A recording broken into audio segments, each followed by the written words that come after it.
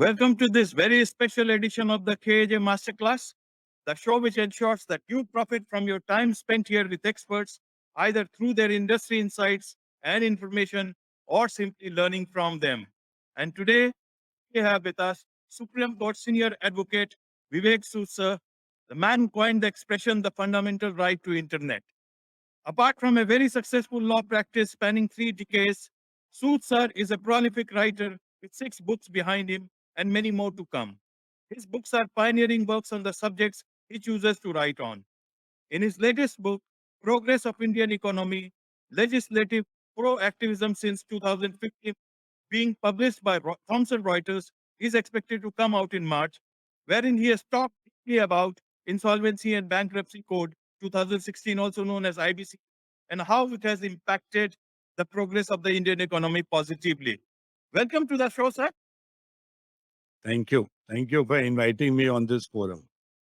Thank you, sir. Sir, straight to the big question itself.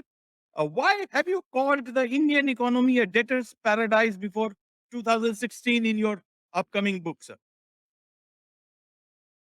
Justice Rohington Nariman, in the famous case called Swiss Ribbons, has used the expression debtor's paradise for the Indian economy. Prior to 2016, the scenario in the Indian economy was something like this. Many corporates would take loans from banks and financial institutions. They would default in the repayment of the loans. While defaulting in the repayment of the loans, the incumbent managements would continue to be in the driver's seat.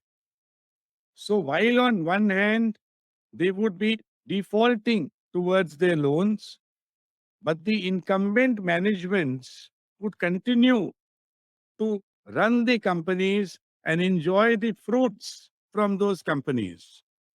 Now, we all know that asset stripping, where the assets of the company would be sold at throwaway prices and the excess would be recovered by these managements under the table. Then you had over invoicing and you make money out of that. Over invoicing, under invoicing. So a lot of shareholders' money or the money that belonged to the financial institutions and banks would be siphoned away by these corporates. And the managements would enrich themselves at the cost of the corporates. I recall the statement of Mr. Raghuram Rajan, the former RBI governor, when he said that India is a peculiar country, where the promoters become rich and richer and their companies become poor and poorer. So, while the companies are defaulting in the repayment of the loans, the companies are bankrupt, but the promoters of the companies would be enjoying vulgarly ostentatious weddings and birthday parties. So this was the scenario of the Indian economy prior to 2016. Right. So, how it has now changed the economy? In this economic survey, also, the government said that it has actually brought in a lot of behavioral change in how people are looking at their distress about on their balance sheets and everything. So that is one part. But how do you see this bringing a change for the Indian economy?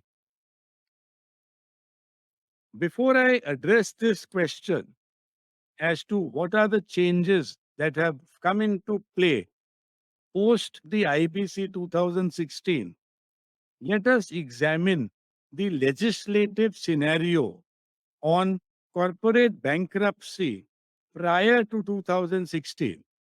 In the earlier regime, you had SIKA, the Sikh Industrial Companies Act of 1985. That was a legislation that sought to resolve corporate insolvency. In other words, to rehabilitate sick companies. Now, this legislation failed in its purpose. There were chronic problems in the implementation of SIKA of 1985. For example, the process was very tardy, was very slow. Now, by the time you had a revival plan to rehabilitate a company, a sick company, that revival plan would be challenged in the courts of law, and the courts would take years and decades to decide upon the rehabilitation package. And when it was decided by the court, by that time, the revival plan became obsolete. This was a major problem with SIKA of 1985. Another problem was that the incumbent managements, the promoters of these sick companies, continued to be in the driver's seat. They continued to manage these sick companies. So they were never interested in actually a revival package coming into play, because they feared that they would be thrown out of the company and a new set of promoters would come into their shoes. They didn't want that to happen. So delay actually helped them. Or I would say they orchestrated delay in the resolution plan. So, delay scuttled rehabilitation packages. Now, when a company becomes sick and it is not revived, it is not rehabilitated within a certain time frame, who are the losers? The shareholders lose their money. The workmen lose their money. The government revenue is affected. So all in all, the economy is adversely affected when corporate insolvency resolution is not timely completed. Now, this is where we were. Now comes in the Insolvency and Bankruptcy Code of 2016. It changes the scenario. First of all, corporate insolvency resolution process must be completed within a given time frame. I think the time frame, the outer limit is, I think, 330 days, with some exclusions that are permissible. Now, I must explain to you how the process works. If a corporate debtor defaults in the payment of a loan or other debt in the sum of rupees 1 crore or more, any creditor can invoke the IBC, file a petition before the National Company Law Tribunal, the NCLT. Immediately, a resolution professional is appointed. He takes over the management of the company, and the incumbent promoters, within weeks or months, they are shown the door. So they cannot participate in the corporate insolvency resolution process. There is a committee called the Committee of Creditors. All the creditors, they form a committee, and by a democratic process of voting, one resolution plan is selected. If it complies with the law, it is given a stamp of approval by the National Company Law Tribunal, and therefore the company is rehabilitated within a time frame as a going concern. Now, what happens? Once this happens, the shareholders are able to get the value of their shares. The workmen are given salaries and wages, and they're given back their jobs. And the revenue interest also is safeguarded, because the corporate debtor is now changing hands as a going concern. So the corporate debtor is revived and it starts paying its taxes and discharges its obligations again. So the corporate debtor is back on its feet, and therefore it helps the Indian economy holistically. I would call IBC 2016 as a revolutionary statute in the Indian economy. Right, sir. Right. If you could enumerate the salient features of IBC for us, sir.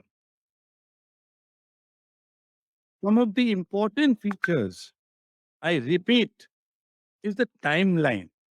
There are very strict timelines within which the corporate insolvency resolution process must be completed.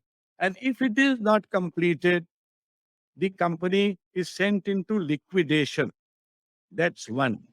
Secondly, the incumbent management is shown the door immediately or within weeks or few months of the petition being filed before the NCLT. Now, that's a very important feature because the incumbent promoters are the ones who don't want to leave the driver's seat. They want to continue to run the companies, even though the companies may default.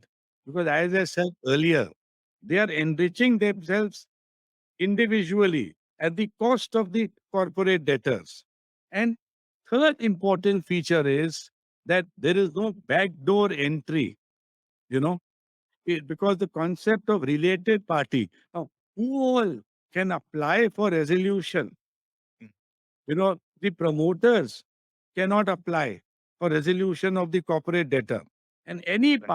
any party or any company which is even remotely connected to the promoters is ineligible to file a resolution plan. So there is no concept of a backdoor entry. So, you're throwing out the promoters, but through a backdoor, they may want to re-enter. Now, that loophole is not there in the IBC.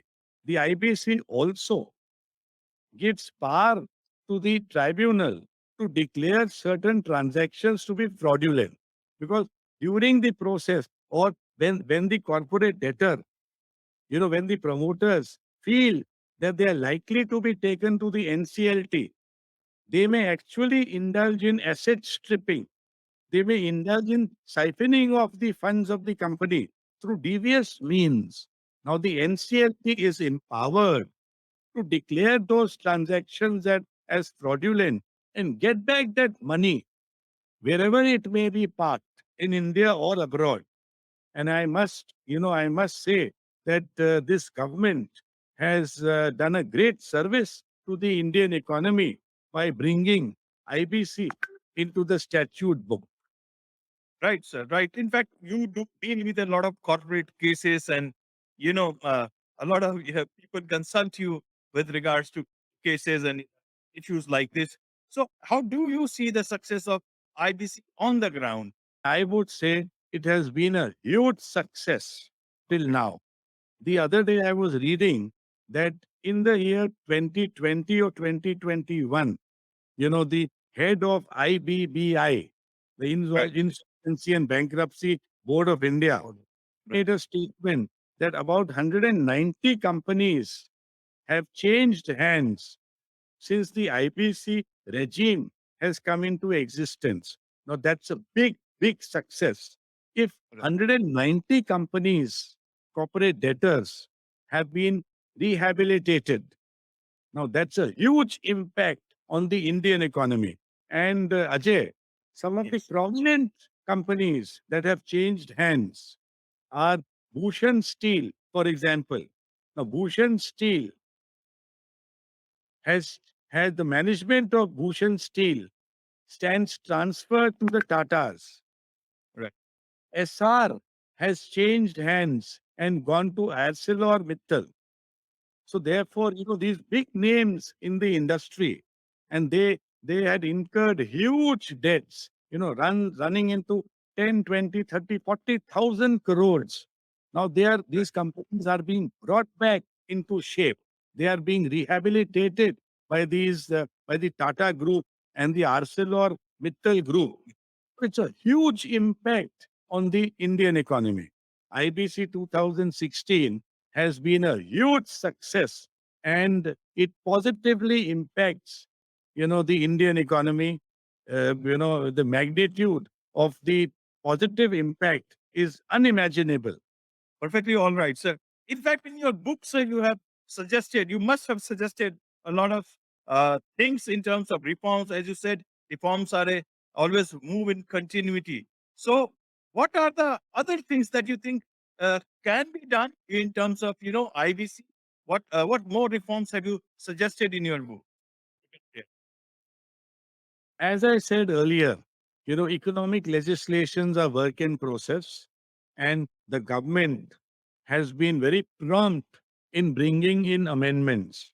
Right. Because when you make a complex legislation like the IBC, there are bound to be some shortcomings here and there. So those loose ends are being promptly tied up by amendments by this government. These amendments have been fast tracked by the government of India. Now, having said this, there are two or three areas where I will want to suggest to the policy makers, to bring in reforms in the IBC regime. The infrastructure to adjudicate under the IBC needs to be beefed up. Now, what I mean to say is we need more judges. We need more benches. Right. IPC is a brilliant piece of legislation, but to implement it, to enforce it, you need the infrastructure. So I would humbly suggest to the policymakers to increase the number of judges, increase the number of benches, and I'm sure the government of India will be thinking on these lines. Yes, sir. Yes, sir. In fact, that's why they have also mentioned it about IBC in the economic survey also. But sir, my last question overall, just like on the ground, uh, if you see, how do you see the economy having benefited to this level, and how do you see it benefiting further as it goes along? Your closing remarks on this. See, the economy comprises of we the people. And by saying we the people, I include, the corporate world and the citizens. Right. Now, citizens as shareholders, Right. citizens as workmen, and the money that is given out as loan by banks and financial institutions is also taxpayers' money, ultimately. Yes. It is the money that belongs to we the people. In this light, when we see the IPC of 2016, earlier it was a debtor's paradise and a creditor's hell. Right. So, the defaulters enjoyed their lives and the creditors suffered. So, the public money was siphoned away into private hands, and it was siphoned away by unethical promoters of, of many companies in the corporate world. Now, I'm not saying all companies in the Indian economy are unethical. It's only a fraction. Yes. So now with the IPC coming into play, the shareholders who have lost money by investing in these corporate debtors, they are able to get back the value of the shares once the company changes hands. The workmen who have lost their jobs get back their salaries, wages, and the jobs. So the employment increases. The money of the banks that is siphoned away, that is lost, comes back to the banks and financial institutions when new promoters are in the driver's seat and they efficiently run these companies. So Right. these companies are like engines. So only when you run the engine, the train will move. Right. And therefore you know the revenue benefits, the shareholders benefit, the employees and workmen benefit, and therefore all the constituents of the Indian economy benefit. The Indian economy becomes fair, becomes Right. equitable, Yeah. and therefore in my view, you know IBC greatly impacts the Indian economy holistically. Right, sir, right. So that itself explains the effectiveness and the positive impact of this particular legislation called the Insolvency and Bankruptcy Code 2016. On that note, sir, it's a wrap on this edition of the KJ Masterclass. Hope to get you again soon, sir. Thank you.